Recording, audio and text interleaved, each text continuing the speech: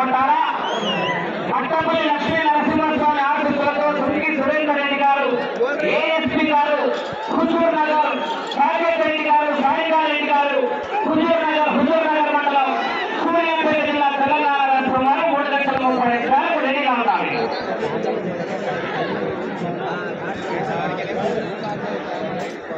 నాలుగో జతగా శ్రీశైల బ్రహ్మరాంబిక మల్లికార్జున స్వామి ఆశీస్సులతో వైపీఆర్